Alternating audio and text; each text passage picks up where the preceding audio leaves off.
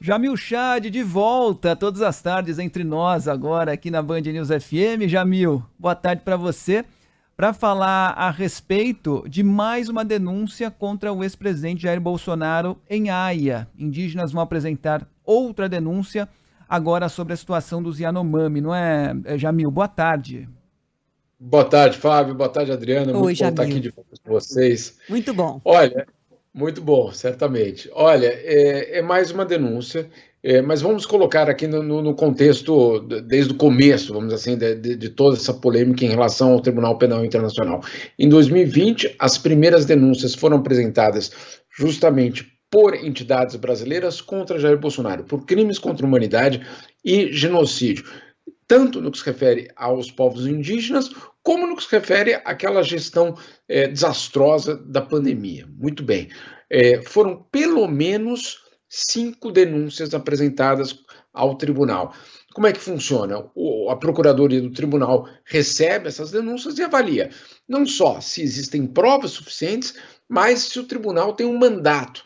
Como que o tribunal teria mandato? Bom, se a justiça brasileira não estivesse atuando.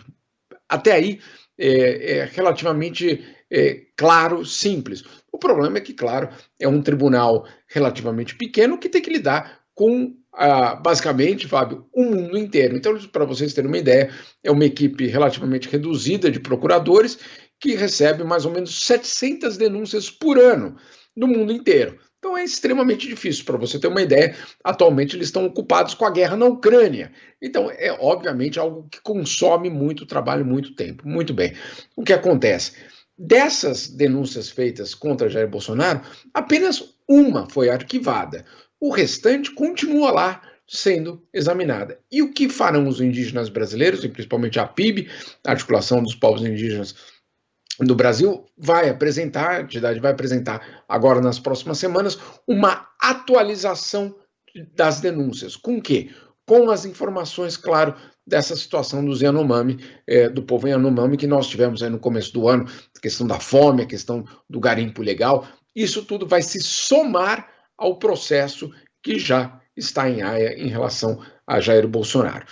2 aspectos importantes dessa história. O primeiro deles é de que dentro do tribunal, e isso nós temos várias fontes lá que indicam tudo na mesma direção. Em primeiro lugar, os processos não foram encerrados, eles continuam sendo avaliados.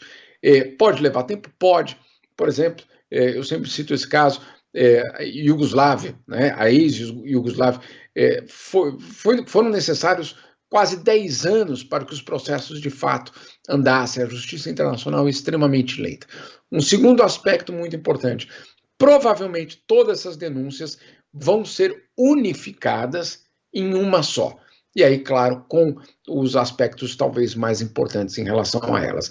Então, olha, apesar do governo Bolsonaro ter terminado, as denúncias não terminam e o processo que está em Haia não acaba só porque o governo acabou.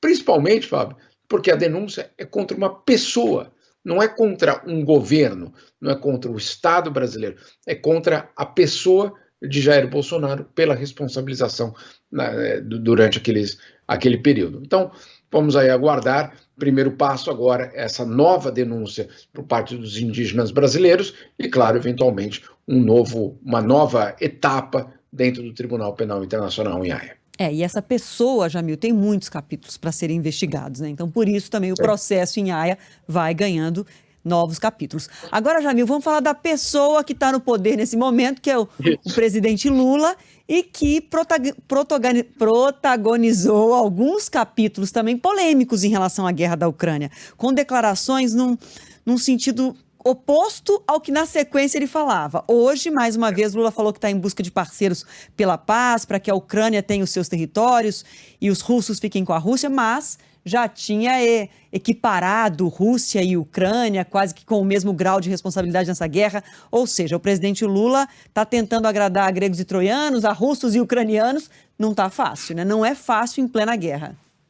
Não, não é fácil em plena guerra, principalmente porque, claro, se você quer criar um espaço para que você seja considerado eventualmente como um facilitador de um diálogo, obviamente, você precisa dar sinais para os dois lados, mas isso não quer dizer aceitar o que os dois lados fazem ou equiparar os dois lados. Não, não é o caso, né? Agora, vamos ver primeiro os sinais que o governo brasileiro, o presidente Lula, deu às potências ocidentais, vamos dizer assim. Em primeiro lugar, Adriano, o Brasil foi o único país dos BRICS que votou na Assembleia Geral da ONU em uma resolução proposta pelos europeus, ou seja, pelos ocidentais, contra a Rússia, dizendo que a Rússia tinha cometido basicamente uma agressão e condenando. Então, o Brasil foi o único país o único governo dos BRICS a votar ao lado dos Estados Unidos e Europa na ONU. Ponto número 2.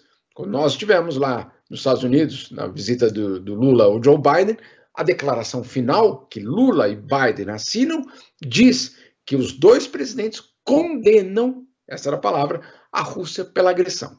Outro aspecto, quando Olaf Scholz, o chanceler da Alemanha, esteve em Brasília, eles também assinaram uma declaração conjunta condenando a Rússia pela agressão. Então, você vê aí que existem sinais muito claros para um lado. Agora vamos olhar para o outro lado. Por outro lado, o governo brasileiro também deu vários sinais. O primeiro deles, condena as sanções ocidentais contra a Rússia, né? Ponto número 2, recebe Sergei Lavrov no Brasil. Sergei Lavrov diz que Brasil e Rússia têm a mesma visão do conflito. E o governo brasileiro não contradiz essa afirmação, o que também é estranho. Aí você citou algumas declarações do presidente Lula, ou equiparando ou não explicando, né, a frase. E numa guerra, e numa situação tão tensa como nós vivemos hoje no mundo, tudo precisa ser absolutamente claro para que não haja algum tipo de dúvida ou de questionamento sobre o posicionamento brasileiro. Então, é muito importante que, se o Brasil de fato condena a Rússia, que isso seja consistente. Agora, o Brasil quer manter o canal aberto para o diálogo? Muito bem. Pode ser a nossa função? Pode ser. Não sei, só o tempo dirá se o Brasil vai ter, de fato, essa função. Agora, o que você não pode, ao querer ter essa função de interlocutor, de facilitador, de mediador, é abrir mão dos seus princípios. Aí sim, nós temos um problema. E cometemos um erro com isso, se a gente ficar nadando de acordo com a maré, né? Obrigada demais, viu, Jamil? Aqui você é protagonista sempre. Tá bem. Valeu, Jamil. Vamos, São Paulo. É isso aí. Obrigada, querido. Abraço. Tchau, tchau. Até